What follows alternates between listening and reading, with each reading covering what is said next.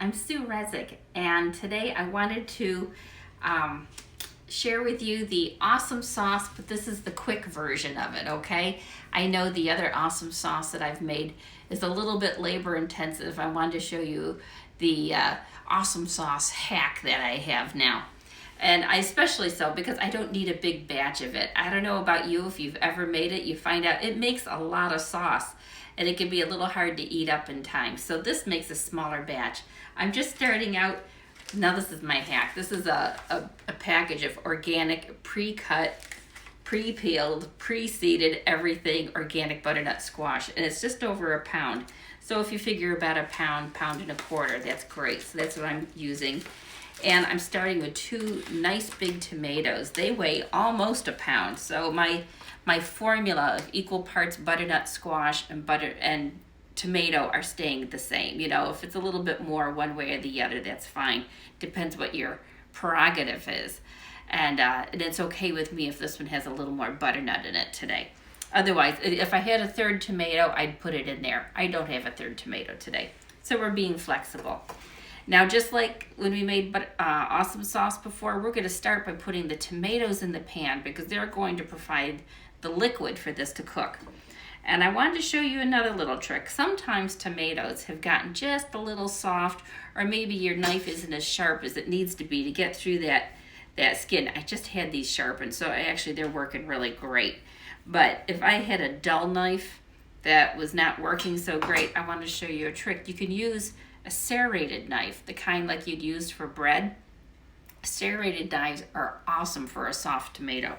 So I just wanted to show you how easy that works. Those little points get through the soft skin and it allows you to get in there and cut it. Look at that. It's just sliding right through there. Isn't that great? I think that's great. That's a nice looking tomato too. And I'm going to let that all go in the bottom of my pot. Get the other one going here. That used to be my favorite lunch years ago when we had a garden, was to go out and pick a nice fresh sun-kissed tomato from the garden and slice it up like a flower. And then, in those days I put either tuna or cottage cheese in there. I wouldn't do that anymore. I would just eat my tomato. Maybe I'd put a bean salad in the middle. That would be good. Boy, doesn't that cut nicely? I just wanted you to see what a nice little trick that is. So there, I've got my tomatoes. I'm actually going to put my seasonings in before the butternut squash, okay? I want them to be down in that moisture. I'm putting a little sprinkle of rosemary, just enough to kind of cover it. We'll give you a peek of what that looks like. I'm putting a little thyme leaf in there, and I've got 2 small bay leaves I'm putting in. Let's see how that looks. I want you to see how many herbs I have in there. All right. Oh, and my garlic.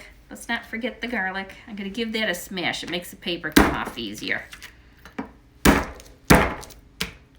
There we go. See that? See how nicely that paper just slides right off? I get tired of trying to peel garlic papers off.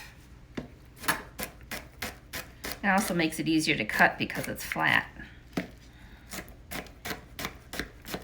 I've tried a number of those suggestions online for doing garlic, and I didn't find any of them work for me. This is what works for me. You know, shaking it in a bowl with a lid on. All I did was get tired arms. It didn't work at all. I think they just faked it on you.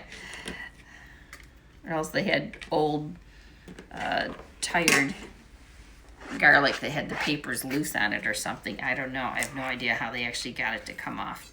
Now I'm just going to slice up that onion. Isn't it nice to have a sharp knife? Depending upon the brand, there's a number of stores that will honor your brand of knife and will continue to sharpen it for you for free. This is a Wusthof. W-U-S-T-H-O-F, Wusthof. It's one of those nice German knives. So I'm putting in my half of a large onion, or you could just use a small to medium onion. It's just all my onions were big right now in the cupboard. I didn't need a whole big onion. I spread that around, and now I'm putting my butternut squash. Now, if you're not following the Gerson therapy, you're welcome to put some pepper and salt in there if you want. I will probably, because I'm not doing the Gerson therapy, will probably add some pepper to this. I won't add salt. It won't need the salt. You know what I will use in there, though, is my buttery blend. I meant to have that over here. This is that blend of herbs and spices that I use to replicate a buttery savoriness. And I find myself using it in everything now. It just gives things a little more flavor. And it's tasty. If you look up my recipe for butter replacement, you're gonna find this. And it's tasty. So there, just a sprinkling of that over the top. And I'm going to put it on medium to medium high. You watch your stove. You don't want to put it on high to get it started because of those tomatoes on the bottom. I want them to come up to a simmer, but I don't want them to get scorched. So I don't want to put too high a temperature. If necessary, I could give it a splash of Hippocrates soup. But if I start at like medium to medium high, and then when I can hear that it's simmering, I'm going to turn it down so that it's like medium low, okay? And I'm guessing it's going to take about 45 minutes, maybe an hour to get this cooked. I'll check it, and then when we come back, I'll let you know how long it took. All right, we'll see you in a little bit. Well, it took about 45 to 50 minutes. Of course, I forgot to set my timer when I put it on. But everything's tender and soft. And I fished out my bay leaves now and brought it over so you can see what it looks like. And it's amazing how much liquid comes out of that. Look how much water there is in there. I don't know if you can see that. I think that's interesting how much comes out. And you can see how tender that is. It's all fork tender. Some pieces are softer than others, but they're all soft. And I'm going to puree it now using an immersion blender. I just find these to be safer than putting them in a regular blender. So let's get it softened, pureed.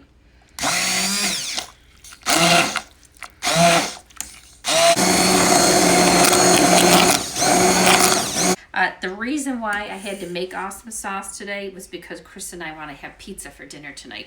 And I like to use awesome sauce in the pizza crust. Let's see how it tastes. That's good. I haven't made this in a while, so it's nice to have. It's got a nice rich butternutty flavor. And I'm going to continue to puree that and have it ready. And then we'll have it a little bit. It doesn't take much in the pizza, like only half a cup. But this will make a nice sauce. This is good over spaghetti squash if you want to have it for like a dinner sauce. It also makes a nice soup if you want to just consider it like a nice pureed soup. You can have that. There you go, finished sauce. Nice and creamy. Nice and creamy. I think I pureed the seeds right in with it. I don't think I'm going to have to sieve that out. Good enough to eat. See you later.